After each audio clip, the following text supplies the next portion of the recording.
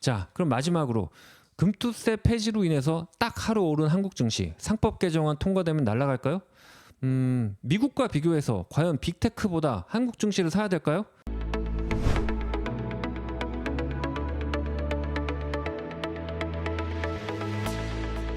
자, 어제 이재명 당대표가 금투세를 폐지하는 거를 얘기를 하고, 그 다음에 이제 지지자층들한테 상법 개정안에 관련돼서 이제 통과시키겠다 이렇게 얘기를 했어요.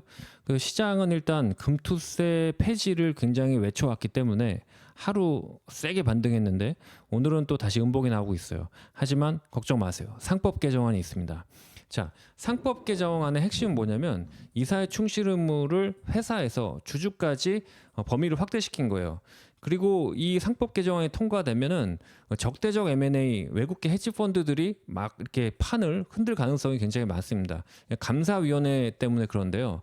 결론적으로 재계 측에서는 이런 얘기를 해요. 상법 개정안이 통과되면 회사 경영을 열심히 할 수가 없고 경영권 방어를 위해서 회사가 자사주를 막 사들이는 이런 것에 신경을 쓰면서 사업을 제대로 못하는 거 아니냐 이렇게 얘기를 하는데 저는 이거 보고 솔직히 너무 웃겼어요. 왜 그러냐면 이 유보율이라고 있어요. 이게 배당이랑 자사주 매입 소각이죠.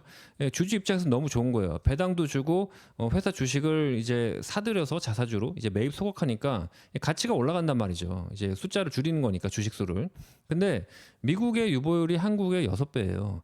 그러면 우리 대주주들이 상법 개정안이 되면은 회사 경영을 제대로 못한다고 하는 그 얘기는 너무 궁색하지 않아요? 그럼 지금까지 뭐 했어요?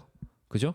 자, 그리고 이게 더 어이가 없는 게 뭐냐면, 자, 우리나라는 지금까지 저는 대주주가 나와서 IR에 우리 이거 정말 잘못했는데 이거 잘할 것이고 앞으로 어떻게 할 것이다. 저는 이런 얘기를 본 적이 없어요. 우리 미국 빅테크만 하더라도 다 구글, 아마존 CEO가 나와서 대주주가 나와서 직접 얘기를 해요.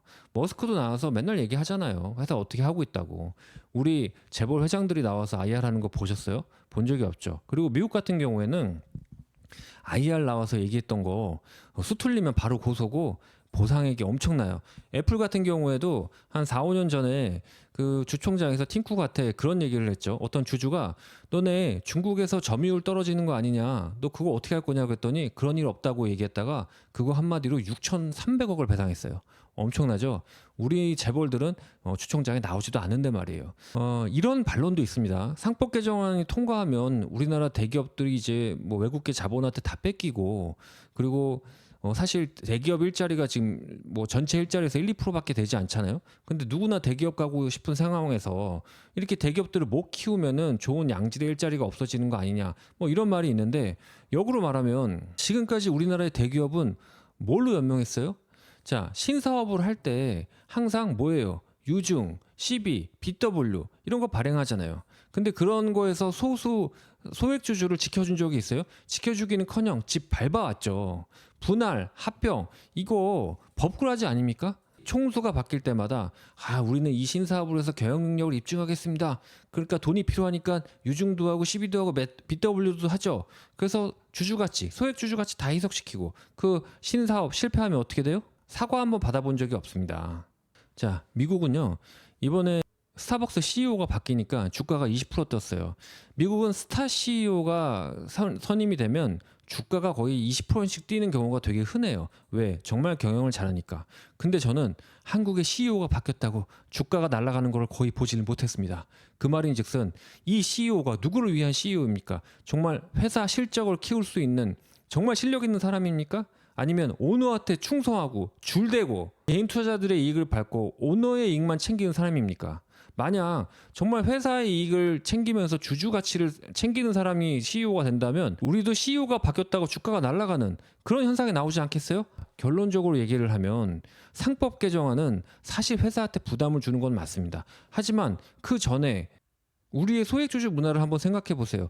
왜 배당도 안 주고 맨날 개미는 회사의 오너들의 정말 지분 몇 프로 되지도 않는 오너들이 신사업을 할 때마다 희생양이 되어야 되는 겁니까? 이게 저는 약간 안타깝다고 생각합니다. 서로 잘하는 문화가 제일 좋은 거 아니에요? 기업을 믿고 장기 투자를 해주고 기업은 또 그거에 대한 고마움으로 배당을 주고 신사업을 잘해가지고 유보율을 더 높여주면 좋은 거 아닙니까? 근데 지금 한국의 증시에서 대주주와 회사와 그리고 소액주주는 제로섬 게임을 하고 있어요. 그리고 이 소액주주는 너무 오랫동안 정보의 비대칭성에서 학대당하다시피 했습니다. 개인적으로는 상법 개정안이 통과되지 않았으면 좋겠어요. 하지만 통과되지 않는다면 이 국장의 저 PER 어떻게 해소할 겁니까? 혹자는 분단 국가라서 이렇게 PER이 낮다 그러는데 생각을 해보세요.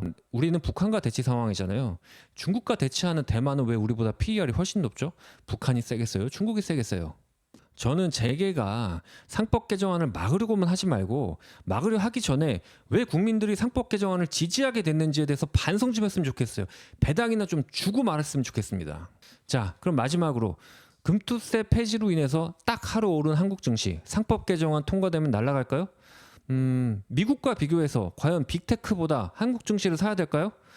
저는 케이스마다 다르다고 생각합니다. 상법 개정안이 통과하면 증시에는 두 가지 모멘텀이 있을 수가 있습니다. 첫 번째는 유보율을 높이는 기업이 분명히 나올 겁니다.